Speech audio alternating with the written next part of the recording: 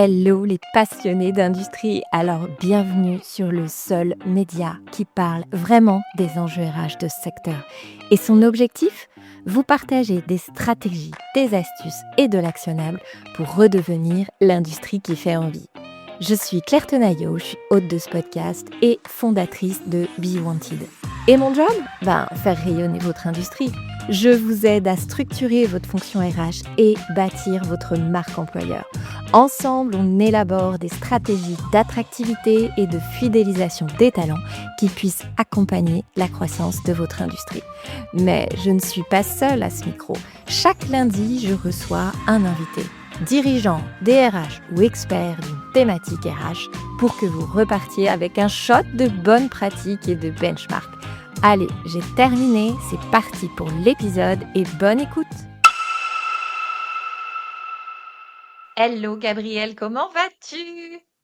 Hello Claire, bah écoute, ça va très bien et je suis ravie d'être là. Eh bien, écoute, tout pareil. En plus, on va aborder un sujet sur lequel je vais découvrir pas mal de choses. Ce sont pas trop mes sujets habituels, donc j'ai hâte de creuser tout ça avec toi. On a juste une petite routine ici. On commence toujours par 3 questions pour apprendre un peu à te connaître. C'est bon? T'es prête? Ouais, allons-y. Alors, qu'est-ce qui t'anime? Qu'est-ce qui te révolte et qu'est-ce qui te fait peur? Dis-nous tout.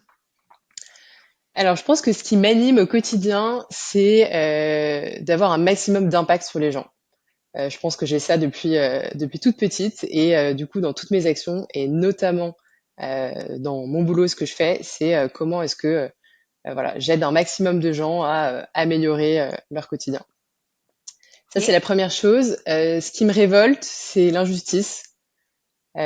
Je saurais pas trop le dire autrement, mais ça peut être des petites injustices ou des petits mensonges comme des injustices et des inégalités plus grandes dans l'accès aux droits, l'éducation financière, les inégalités sociales. Voilà, donc c'est quelque chose contre lequel j'essaie de combattre à mon échelle. Et la dernière, c'était quoi? Qu'est-ce qui te fait peur? Ce qui me fait peur. Mmh. Bah là, ça va être très lié à l'actualité, mais ce qui me fait peur, c'est l'instabilité politique en France, parce que je trouve qu'on ne peut pas construire des choses pérennes si on n'a pas un minimum de stabilité. Et voilà, en tant que dirigeante aussi d'une petite structure, bah, on est particulièrement impacté par ces instabilités. Donc voilà, je me questionne sur où va aller la France dans les prochaines années. Mmh. J'entends. Merci pour tes réponses. Alors je est-ce que tu connais déjà un peu l'univers industriel? Est-ce que tu as eu l'occasion, d'aller découvrir, des ateliers, des usines? Alors, moi, il s'avère que j'ai fait une école d'ingénieur en génie industriel. Et donc, Ah! effectivement, j'ai eu la chance de visiter à l'époque plusieurs usines et je suis fascinée par les usines. Voilà, j'adore ça. J'ai jamais travaillé directement dans l'industrie, donc je dirais que j'ai quand même une connaissance plus éloignée. Et aujourd'hui, j'ai une connaissance indirecte via les RH ou les clients avec lesquels on discute qui sont dans ce secteur. Voilà, mais du coup, oui, je connais les sujets industriels via mes études notamment. OK. Et alors du coup, c'est quoi pour toi l'industrie qui fait envie? Waouh, ça c'est une question pas évidente.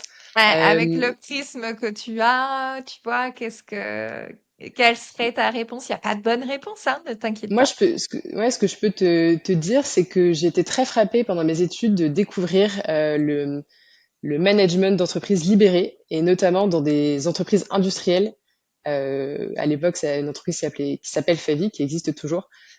Où en fait, parce que moi j'ai cette vision de l'industrie avec voilà les chaînes de production qui peuvent être parfois déshumanisantes. Et en fait, ce que je trouve très beau, c'est de voir aussi d'autres modèles aujourd'hui qui existent avec beaucoup plus de d'autonomisation des salariés, des ouvriers également, et de redonner vraiment du pouvoir en fait à ces ouvriers ou ces salariés, on va dire, de première ligne, pour qu'ils trouvent aussi un vrai sens à ce qu'ils font et qu'ils puissent s'épanouir dans leur travail.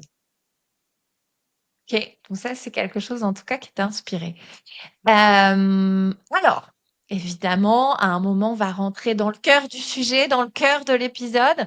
Mais avant, est-ce que tu peux te présenter? Tu as carte blanche, tu le fais comme tu le souhaites.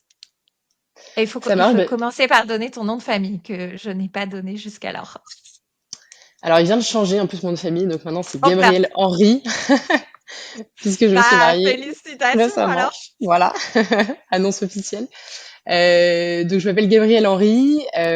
Moi, j'ai un parcours où j'ai commencé par faire des études d'ingénieur, mais j'ai jamais réellement travaillé. Donc, comme je te disais, dans l'industrie, j'ai plutôt travaillé dans les services financiers. Pourquoi? Parce que je vous parlais de ce que j'aime dans la vie, qui est d'avoir de l'impact, et les services financiers, c'est au cœur de la vie des gens. Donc, j'ai rejoint une petite entreprise assez engagée pour l'inclusion bancaire. Et puis, du coup, j'ai évolué dans un modèle plutôt de start-up et scale-up, donc des petites structures dans les services financiers. Et il y a quelques années, j'ai rejoint Claro et je me suis associée donc avec Cyprien, mon associé actuel que tu avais rencontré lors d'un webinaire.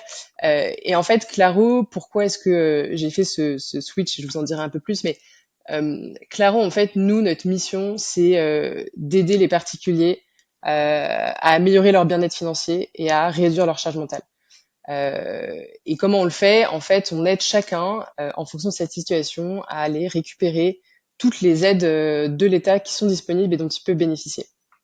On va l'aider également à concrétiser ses projets, à l'accompagner dans toutes les démarches administratives lors de moments de vie un peu délicats. Et en fait, ce que je trouve hyper intéressant avec Claro et voilà, ce qui m'anime vraiment au quotidien, c'est de se dire bah, comment aujourd'hui on peut accompagner notamment les salariés qui font face à une évolution du monde du travail dont on reparlera peut-être, mais où aujourd'hui il y a l'inflation qui augmente, il y a les salaires qui suivent pas forcément pour plein de raisons. Et aujourd'hui, il y a un manque d'éducation financière qui est présent. Il y a peu en fait de solutions disponibles pour nous ce qu'on appelle les travailleurs essentiels, quoi, qui sont en première ligne et qui parfois n'ont pas forcément les salaires les plus élevés et qui ont quand même des contraintes familiales, de logement, de transport qui sont très importantes. Et donc voilà, nous, Claro, on a vraiment développé une solution, en fait, un avantage salarié qui est assez innovant, qui va venir travailler sur ce bien-être financier, sur le bien-être mental aussi, en réduisant la charge mentale, pour que redonner un peu de souffle en fait aux salariés et qu'ils puissent derrière être plus engagés et pouvoir être plus productifs aussi dans leur travail. OK. Et sinon, à côté du travail, est-ce que tu as des passions? Qu'est-ce que tu fais de ta vie? À côté du travail, oui, j'ai beaucoup de projets, beaucoup de passions et je pense que la principale c'est les chevaux. J'aime beaucoup les chevaux, donc je passe pas mal de temps à monter à cheval. En région parisienne, c'est un peu difficile, mais du coup plutôt en Normandie. Et aussi, j'aime beaucoup la montagne et la nature de manière générale. Donc, dès que je peux, je vais me faire quelques jours en randonnée pour me vider la tête. OK. Bon, eh bien, merci pour cette présentation complète.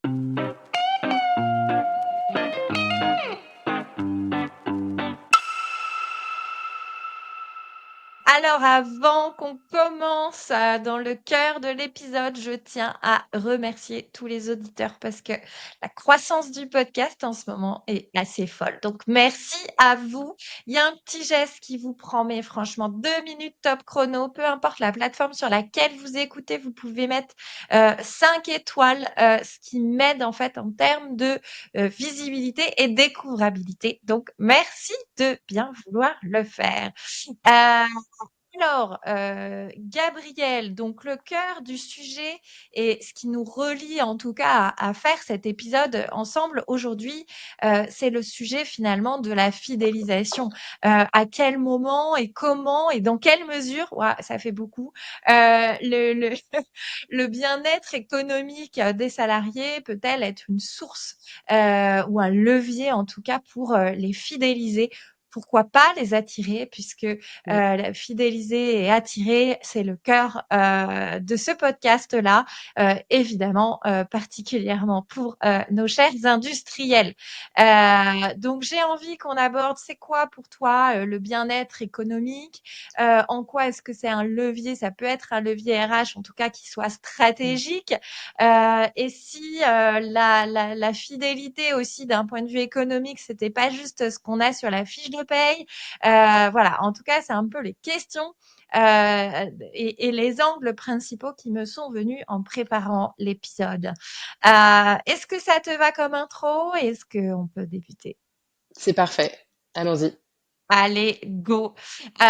Alors déjà, je pose les pieds dans le plat. Tu parles de bien-être économique. Pour toi, qu'est-ce qu'il y a derrière? Et quelle définition tu mettrais à cela finalement? Alors pour moi, en fait, le bien-être économique, c'est en fait simplement pouvoir payer déjà ses dépenses du quotidien et ne pas être à découvert en milieu de mois.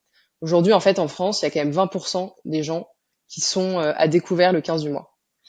Et ça veut dire quoi? Bah, ça veut dire que c'est pas possible de nourrir correctement ses enfants, c'est pas possible de mettre de l'essence pour aller dans la voiture, de l'essence dans la voiture pour aller au travail, c'est pas possible de payer l'école des enfants.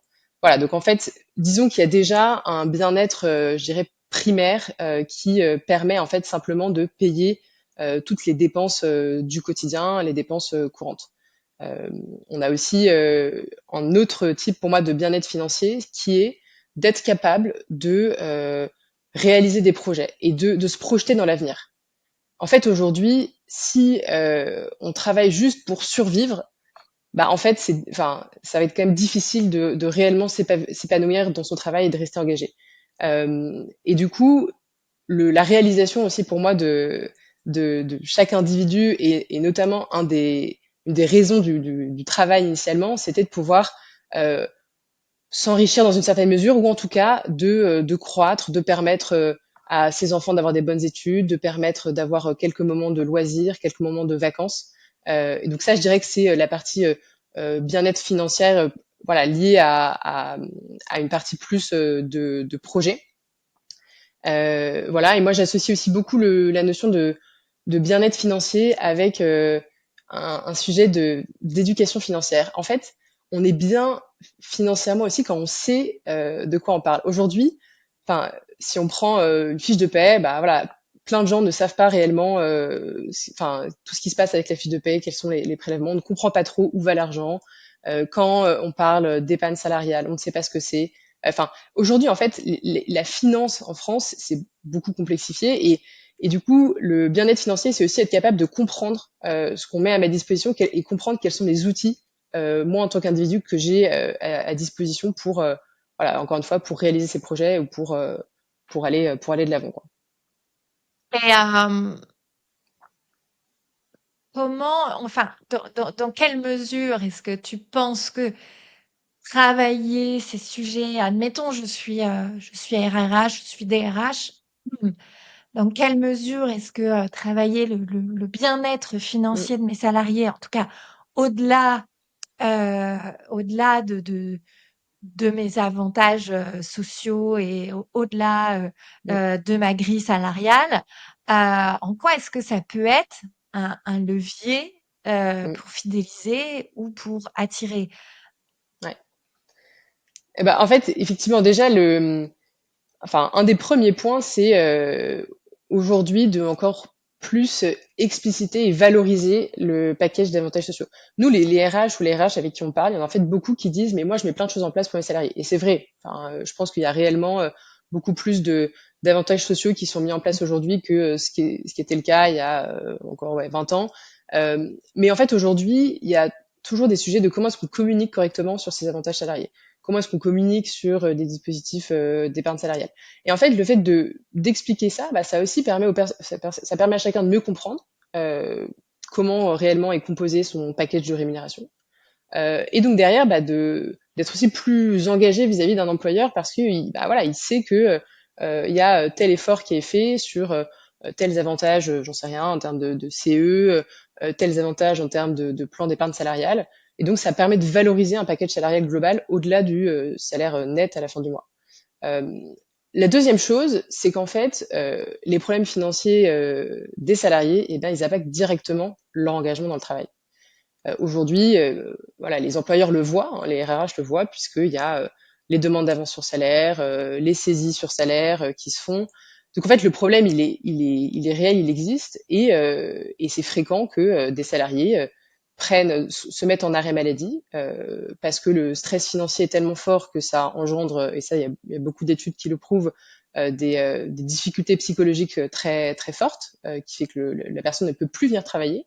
Donc là, c'est le moment où bien-être économique, bien-être financier est aussi très lié au bien-être mental, hein, et la santé mentale dont on parle aussi beaucoup aujourd'hui. Deuxièmement, il y a aussi des sujets très pratico-pratiques. Si j'ai plus d'argent pour mettre de l'essence dans ma voiture, bah, je peux pas venir travailler.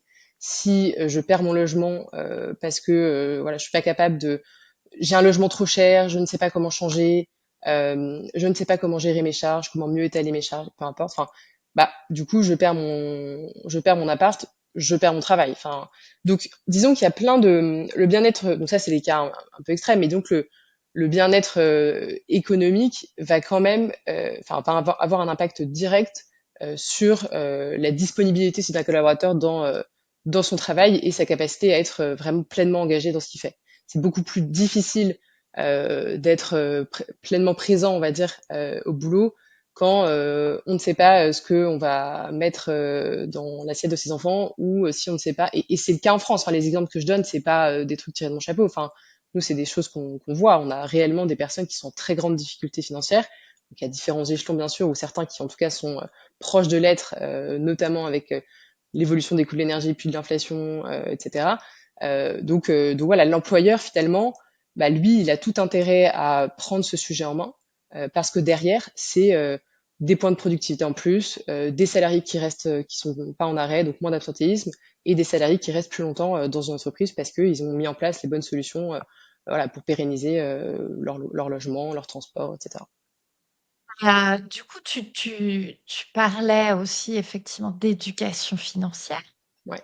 Euh, est-ce que, euh, est-ce que enfin, quelle raison tu vois derrière ce manque d'éducation financière en France? Est-ce que c'est franco-français? Qu'est-ce que tu peux voir en fait derrière ce symptôme? D'où est-ce que ça Mm, vient? Et comment on fait pour en arriver là? Enfin, c'est vrai que oui, je te mm. rejoins, on manque particulièrement d'éducation financière. Ouais. Alors, je pense qu'il y a un premier point qui est qu'en France, déjà, parler d'argent, c'est tabou. Donc, en fait, on va aux US et au UK, ils sont nettement plus avancés que nous sur les sujets de bien-être financier des collaborateurs, parce que, en fait, c'est normal de parler de combien on gagne, c'est normal de parler de tes crédits, c'est normal de parler aussi de ton épargne, etc. En France, en fait, il y a déjà un sujet tabou autour de l'argent. C'est un peu mal, enfin, parfois c'est mal vu de gagner de l'argent ou de parler d'argent. Euh, Ça, je pense que c'est un premier sujet.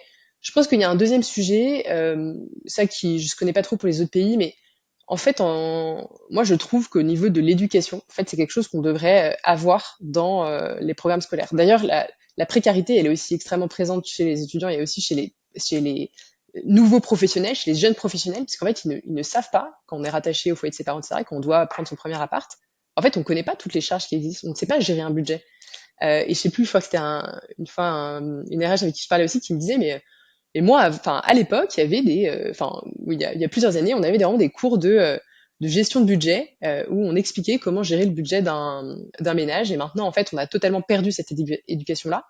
Et donc, c'est vrai qu'il y a beaucoup de gens, en fait, si ils n'ont pas le bon cadre, les bons, enfin des parents ou qui peuvent leur transmettre, ou l'école qui peut leur transmettre, ne savent réellement pas comment gérer le budget.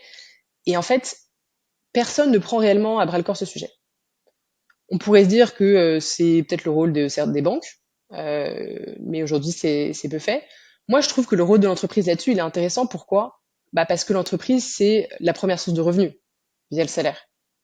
Donc en fait, c'est aussi, enfin, et ça c'est aussi moi une conviction que je porte, mais que le rôle de l'entreprise va aussi, enfin, et aussi d'aller au-delà entre guillemets d'être simplement pourvoyeur de salaire, c'est donner pour moi, permettre à chacun de s'épanouir, d'avoir un sens aussi à ce qu'il fait, mais ça peut aussi être du coup voilà, d'aider chacun à optimiser toutes voilà, le salaire qu'il va avoir à sa disposition et faire en sorte que il puisse pleinement l'utiliser et que, enfin voilà, qu'il puisse pleinement l'utiliser. Ouais, tu vois, ce qui est compliqué aussi du côté des RH et du côté des dirigeants, bon, bien souvent, il y a évidemment des grilles de rémunération. Si on n'a pas, Mm, bien sûr. cela dit, ça arrive, Ouais. mais je vous en conjure, faites des grilles de rémunération. Euh, euh, Il y a aussi une grosse difficulté qui est le rapport émotionnel qu'on peut avoir à l'argent, tu vois, Mm, qui à la base est quand même un outil. On est ouais.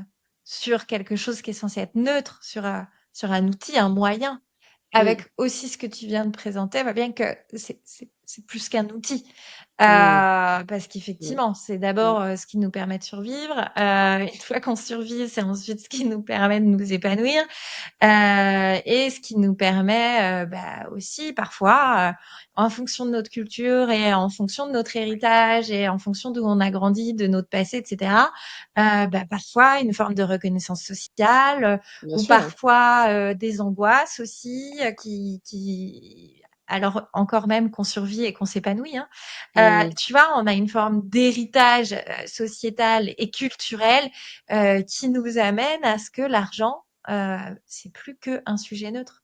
mm, Ça devient un sujet émotionnel. Et donc ça, quand on est en entreprise, c'est aussi compliqué à gérer, puisque le regard que chacun peut porter sur son salaire, ouais. le regard que chacun porte sur ce qu'apporte le salaire, tu vois, et le salaire et les rémunérations au global, il n'est pas le même. Mm, Et cette sensation aussi parfois en entreprise de se dire ce que je gagne, c'est ce que je vaux, tu vois. ouais, exactement. Donc, il y a des Mm, liens émotionnels forts bien sûr. derrière la notion d'argent Mm. qui n'en font pas qu'un outil. Donc, c'est aussi extrêmement difficile à gérer. Donc, je te rejoins, oui, effectivement, il faut faire de l'éducation financière. Mm. Mais il y a cet aspect qui est quand même, enfin, je sais pas ce que tu en penses, je te Mais demande ton avis, mais je suis 100% d'accord avec toi. En fait, c'est un sujet qui est très complexe. C'est-à-dire qu'on ne peut jamais prédire comment une personne réagit face à l'argent. Et c'est lié à notre histoire, comme tu dis, à notre culture. Oui, il y a qu'à regarder d'autres pays qui ont 10 fois moins d'argent que nous et qui vivent bien mieux, bien plus heureux, etc.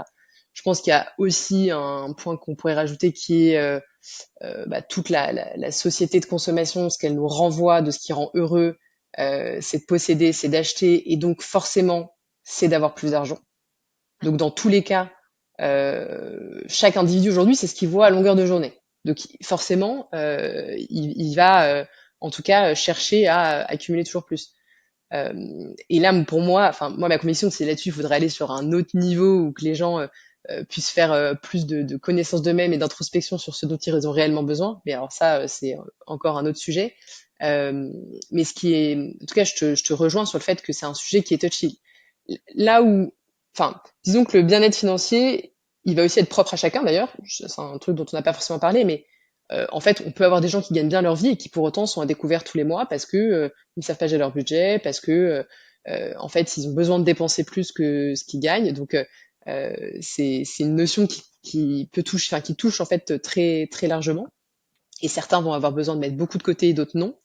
Voilà. Donc après, moi, je pense que sur l'entreprise, la première chose, enfin, il faut rester sur des terrains qui sont aussi neutres que possible entre guillemets, même si je viens de te dire que c'est pas tout à fait neutre, mais typiquement mettre en place les grilles et chercher à objectiver, bah, ça c'est un premier point.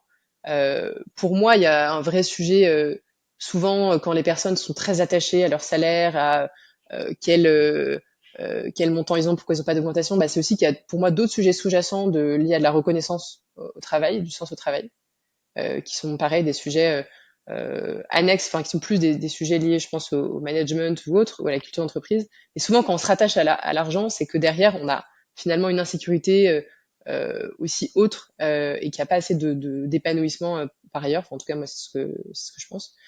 Et après, sur l'éducation financière, pour moi, enfin, l'éducation financière, c'est un sujet assez neutre. C'est-à-dire que tout le monde peut y trouver son compte. Disons qu'on ne touche pas à la valeur d'une personne. Donc je trouve que ça, c'est des sujets qui sont aussi intéressants à regarder. Et est-ce que, selon toi, le lien entre la sécurité économique, le bien-être économique et la fidélisation de ses Mm. salariés euh, est assez clair en entreprise? Ou est-ce que tu penses qu'il y a encore besoin de sensibiliser Mm. plutôt les employeurs, du coup, sur ce sujet-là? Mm. Quel est ton regard? Moi, mon regard là-dessus, c'est que on a encore besoin d'évangéliser beaucoup. Je pense que enfin, le lien, il est prouvé. Il y a beaucoup d'études qui ont été faites, notamment aux États-Unis et au UK, qui sont des pays beaucoup plus matures sur ce sujet du bien-être économique que la France. Et donc oui, le lien entre le bien-être économique et l'engagement, la fidélisation, il a été prouvé par plusieurs études. Donc je pense que nous, enfin nous, quand on parle à des dirigeants, des DRH, en fait, je dirais a priori tout le monde est plutôt d'accord. Après, la question, c'est est-ce que c'est un sujet qui est prioritaire par rapport aux autres enjeux RH? Parce que, en fait, on n'en a pas parlé, mais quand on parle de fidélisation d'engagement des salariés, il y a énormément de facteurs qui rentrent en ligne de compte, et le bien-être économique en est un parmi beaucoup d'autres.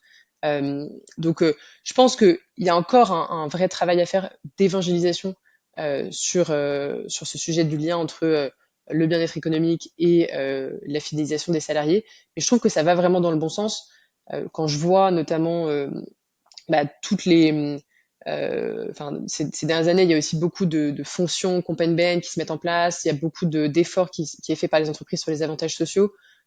Donc, parce qu'il y a une vraie prise de conscience quand même que le pouvoir d'achat, qui aujourd'hui est un vrai sujet pour les salariés, s'il n'est pas traité et qu'il n'y a pas de solution apportée à l'entreprise là-dessus, les salariés se désengagent et vont ailleurs, quoi. Hmm. Et est-ce que il y a des évolutions, notamment avec euh, les nouvelles générations qui arrivent sur le marché du travail? Est-ce que le regard est Mm. différent? Peut-être qu'auparavant, on acceptait davantage. Je sais pas, c'est peut-être un a priori que j'ai, mais peut-être qu'auparavant, en tout cas les générations précédentes, je parle pas forcément de moi en disant ça, hein. Ouais. Mais on acceptait peut-être davantage de travailler pour avoir juste pour vivre en fait, tu vois? Mm. Et est-ce que tu penses que ça a évolué? Ouais. Je sais pas si ma Ah, question est claire. J'ai pas l'impression d'être claire. C'est le si, retour si. des congés, hein. Enfin, tu me diras de toute façon si je réponds pas à ta question, que j'ai compris autre chose. Mais moi, je trouve hyper intéressant la question que tu poses. En fait, pour moi, il y a une réelle évolution. Et d'autres l'ont bien mieux analysé que moi, mais je partage notamment l'essai d'un gars qui s'appelle Antoine Fouché sur Sortir du travail qui ne paye plus, et qui montre en fait, lui, l'évolution du monde du travail depuis la Seconde Guerre mondiale jusqu'à maintenant. Et en fait, il prouve que, en fait, avant, les gens travaillaient pour gagner plus, pour s'enrichir à l'échelle d'une génération, pouvoir investir dans l'immobilier, etc. Aujourd'hui, et travailler de moins en moins grâce aux gains de productivité. Et en fait, aujourd'hui, c'est la première période pour laquelle c'est plus le cas. C'est-à-dire qu'aujourd'hui, euh, à l'échelle d'une génération, on ne peut pas, on ne fait pas du tout le même gain de pouvoir d'achat que ce qu'on pouvait faire pour les générations précédentes qui, je dirais aujourd'hui, Ouais, en tout soit cas, sont à la grâce au retraite, travail, c'est ça que tu veux dire. grâce au travail. Ouais, Exactement, oui, pardon.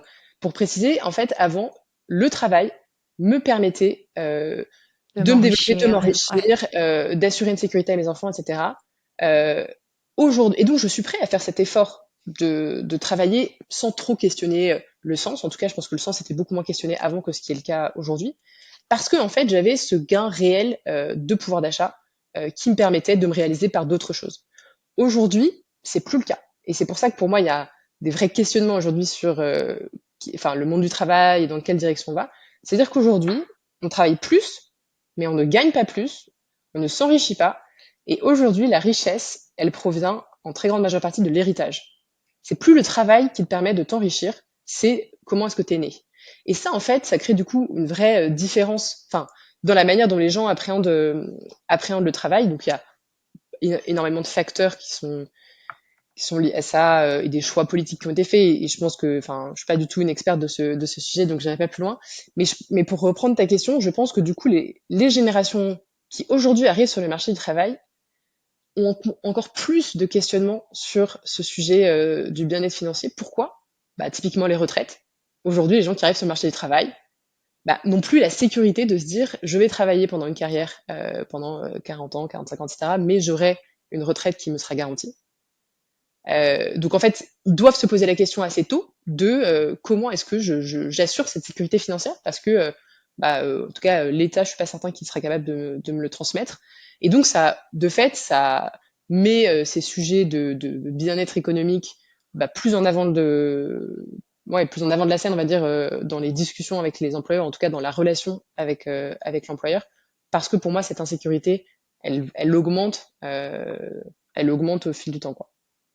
Ouais, après, tu vois, je vais me faire un peu l'avocat du diable, au risque de me faire des ennemis, mais je vois aussi beaucoup de jeunes qui créent des sources de revenus supplémentaires au-delà de leur travail. Ils sont très très malins, bien plus Mm. malins que bon, moi j'ai 35 ans, donc je peux plus me considérer comme jeune, c'est fini. Ouais.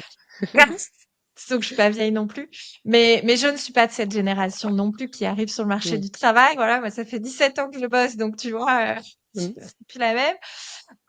Mais en tout cas, je vois de plus en plus de jeunes qui arrivent sur le marché du travail avec déjà des sources de revenus diversifiées. Donc, ils vont être, Mm. par exemple, salariés diversifiés, avec à côté des systèmes de monétisation avec Mm. une micro-entreprise ou des sources de revenus sur les réseaux ou que sais-je. Mm. Je vois aussi de plus en plus de jeunes qui investissent, par exemple, dans l'immobilier parce que, bah oui, ils ont bien compris que ça pouvait être une source aussi de profitabilité, tu vois. Mm. Et après, bon, il y a un point aussi effectivement qui peut être discuté, c'est celui du volume de travail. Moi, je suis pas forcément de ton avis lorsque tu dis qu'on travaille de plus en plus. Mais encore une fois, je vais probablement me faire des ennemis, mais dans le sens où je pense au contraire que, et pour le coup, toutes les générations, pas que les jeunes, on est de plus en plus sensibilisés. C'est un combat qui a été en partie porté par les jeunes et qui sert à Mm. tous, et aussi impulsé par le Covid qui nous a tous percutés de plein fouet. Je pense qu'on a tous compris que travailler, c'était pas le seul truc dans notre vie. Mm. Et que finalement on pouvait baisser un peu le volume de boulot qu'on faisait, et donc, tu vois, voilà, ça c'était le petit point sur lequel je me dis, Mm. moi, je ne pense pas qu'on bosse plus qu'avant. Mm. Et si on compare à nos générations précédentes, ne serait-ce que mes parents qui sont nés dans les années 50, Mm. ouais, je pense quand même qu'on bosse un chouille moins et que c'est pas Mm. plus mal, hein, tu vois, je dis pas, hein. Et que peut-être on s'éloigne un peu aussi grâce aux outils qu'on a de plus en plus à dispo de cette culture du présentéisme de plus je bosse, plus je suis performant. Mm. Non, à mon avis, on va, en tout cas, on va un peu inverser la tendance, d'autant plus sur les Ouais. prochains points. Voilà, j'avais juste envie de réagir, excuse-moi. Je sais pas Non, de. non, mais t'as bien fait. Mais comme quoi, tu vois, on arrive sur des sujets qui sont touchy parce que mon premier réflexe, c'est de dire, oh la vache, je risque de me faire des ennemis en prononçant ça. Parce que tout de suite, non, mais tu vois, tout de suite, on est sur des sujets qui peuvent être vus comme hyper clivants, Mais bien quoi. sûr.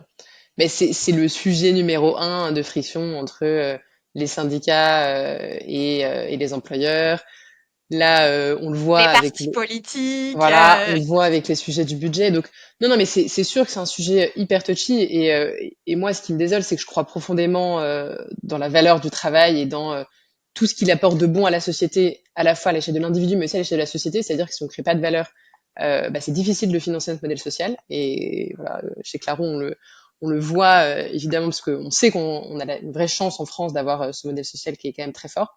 Mais en fait, il est coûteux et il a besoin bien sûr. on a besoin de créer de richesse pour le soutenir.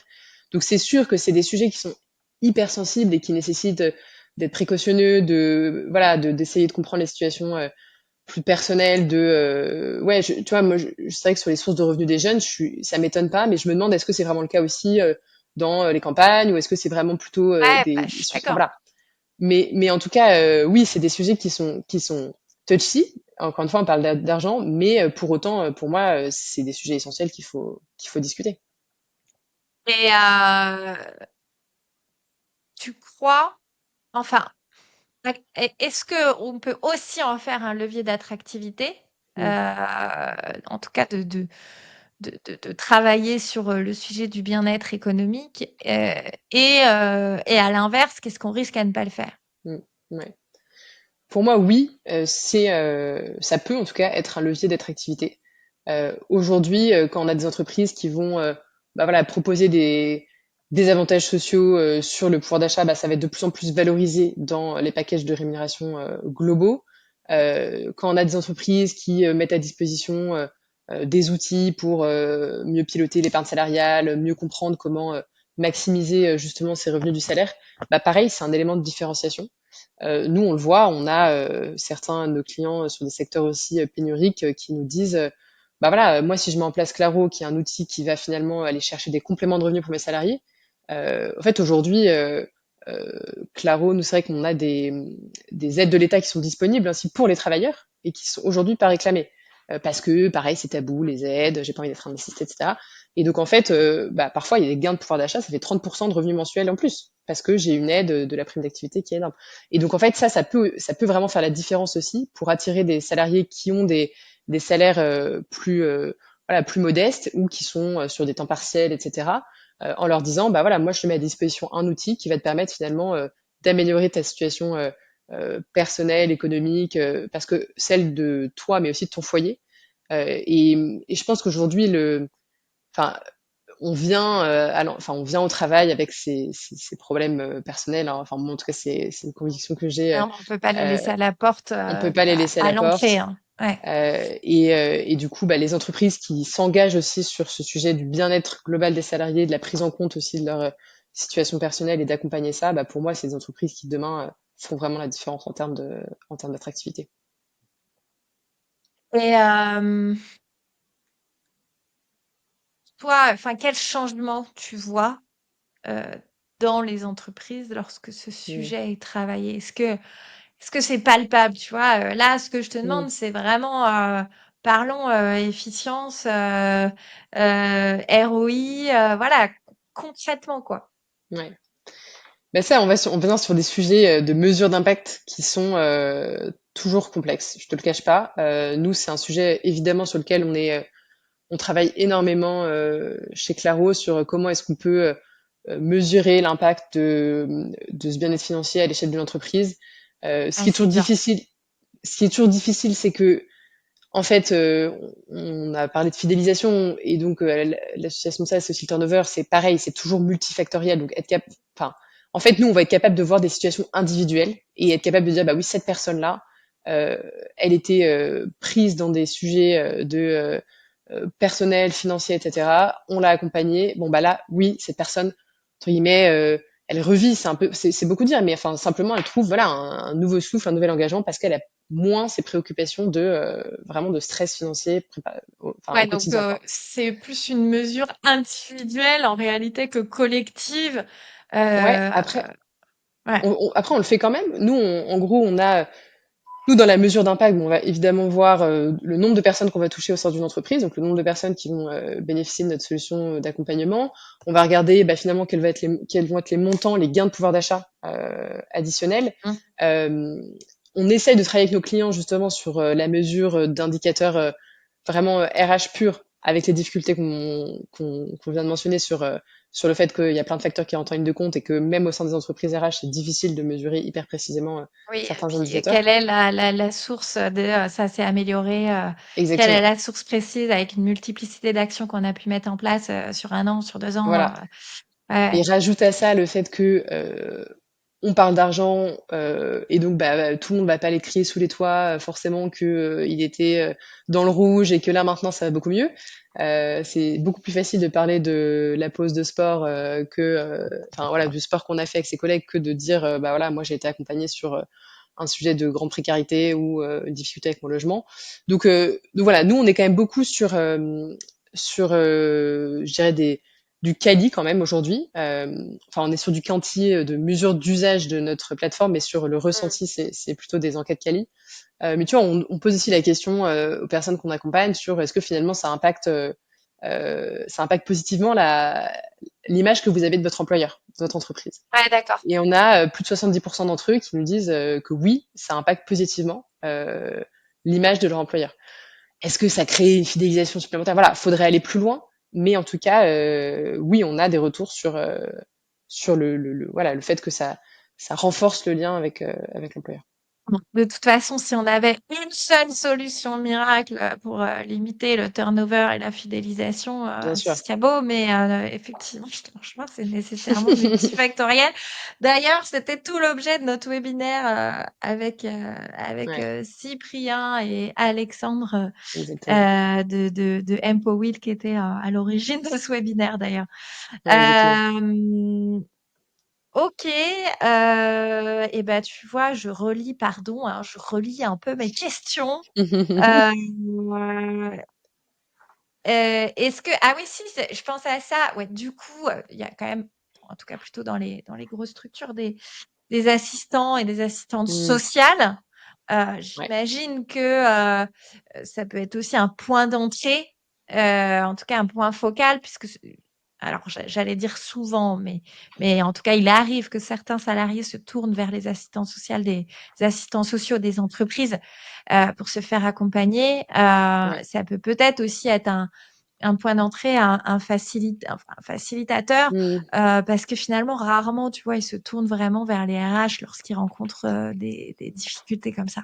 Ouais, tout à fait. Alors nous, on travaille effectivement beaucoup avec les assistantes sociales chez certains de nos clients. Alors tout le monde n'en a pas, mais en tout cas ceux qui en ont, on travaille vraiment main dans la main avec elles. La grosse différence, c'est qu'en fait, c'est très dur quand même d'aller voir une assistante sociale en Et tant que ouais, salarié. la En fait, démarche est, ouais, la démarche, c'est lourd, quoi. Enfin, c'est vraiment, ouais. voilà, on est encore plus sur un niveau de stigmatisation. Et donc nous, la force de Claro, c'est qu'en fait, nous, on a 50% de salariés qui s'inscrivent pour dire bah, je fais un bilan de ma situation, je vais regarder si je peux pas avoir un complément de revenu, etc. Et donc en fait, on touche un public très large de salariés. Et alors que l'assistante sociale, au maximum, je pense qu'elle a 3% des gens, même un peu moins, qui viennent la voir.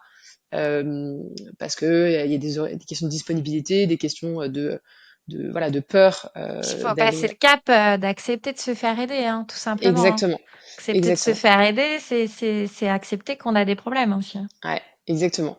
Mais en revanche, moi, je suis convaincue que c'est essentiel, enfin, c'est un rôle essentiel au sein des entreprises. Bien sûr. Il y a certaines situations où nous, en tant que solution tierce, on n'est pas du tout habilité à accompagner certains collaborateurs sur des situations vraiment de surendettement très fort ou de détresse même psychologique ou familiale ou des violences, etc. Donc voilà, le bien-être économique, enfin, c'est vrai qu'on n'a pas parlé de ça, mais il vient aussi beaucoup de je me sépare de mon conjoint, je me retrouve toute seule. Alors, désolée, j'utilise les femmes, mais souvent c'est le cas. Je me retrouve seule avec les enfants. J'ai un loyer à payer alors que j'ai une source de revenus à mi-temps. Enfin, donc, donc parfois il y a des situations qui dépassent le simple bien-être économique, on va dire, qui sont plus des situations sociales, voilà, complexes. Et donc c'est pour ça que c'est essentiel d'avoir aussi ces relais assistantes sociales au sein des entreprises. Et nous, on a également un réseau de partenaires, voilà, qu'on est capable de rediriger les salariés si besoin, parce que c'est hors de notre champ de compétences. Mais voilà, je pense que disons que malheureusement, en tout cas, aujourd'hui, aller voir une assistante sociale, ça reste encore trop dur pour beaucoup de personnes. Et donc, c'est bien aussi d'avoir d'autres solutions qui sont plus neutres et qui permettent voilà, de faire des sortes de pré-diagnostics et d'identifier déjà des personnes Mmh. qu'on pourrait accompagner, quoi. Selon toi, Gabrielle, quelle posture, face, au bien-être économique, face, à l'argent, au rapport à l'argent, heu, les RH, les DRH pourrait ou devrait porter? Bah, moi, ma conviction, c'est que je pense que les DRH et les DG ont tout intérêt à prendre en main ce sujet du bien-être économique. En fait, je veux dire, ils le font déjà parce que un des premiers leviers, c'est la rémunération, c'est les salaires. On sait que là, il y a l'actualité aussi sur la transparence des salaires qui arrive. Donc, disons que voilà, on sait que c'est déjà un sujet de préoccupation et prioritaire pour eux. Euh, Moi, j'invite vraiment les DG et DRH à réfléchir à ce sujet de comment est-ce que je peux encore donner plus de poids et encore plus valoriser ma politique d'avantages sociaux, ma politique de rémunération au global, en faisant de l'éducation sur comment j'utilise vraiment mon épargne salariale, comment lire ma fiche de paie, etc. Enfin voilà, c'est vrai que je reste convaincue que comprendre en fait les choses permet déjà avec des mots simples, permet déjà de résoudre beaucoup de tensions qui peuvent exister parfois entre le salarié et son employeur sur ces sujets-là. Euh, et pour ceux qui veulent aller plus loin, et qui ont en tout cas des populations de salariés qui ont des bas salaires ou qui peuvent être sujets à des problèmes économiques, parce que pas se mentir, on va pas, aller chez les banques. Alors, enfin ça, si il peut y avoir aussi des difficultés financières encore une fois, mais je pense que ça concerne quand même une majorité de personnes qui ont plutôt des salaires modestes. Et je pense que ces employeurs-là, ils ont tout intérêt en fait à aller un cran plus loin sur l'accompagnement du bien-être économique de leurs salariés, de leurs collaborateurs. Pourquoi? Parce que ça a un impact concret sur l'absentéisme, sur l'engagement et sur voilà le bien-être des collaborateurs qui fait que ils se pérennisent dans l'entreprise. Très bien. Eh bien, écoute, merci Gabrielle, en tout cas pour l'échange. Merci à toi. Euh, je... on te retrouve où ça? Où est-ce qu'on te retrouve? Voilà, c'est une question. Sur LinkedIn, donc Gabriel Henry, vous pouvez suivre Claro également, et puis après par mail également Gabriel.sergent. Alors Sergent c'est mon ancien nom du coup, c'est vrai que ça porte un peu à confusion. Tu sais que @claro.fr. moi, j'ai décidé de ne pas changer de nom, du coup. J'ai été confrontée à ce Ouais, dilemme je me suis mariée il y a 2 ans, je crois. ouais. Je peux me planter, mon mari n'écoute jamais mes épisodes, donc je peux me planter.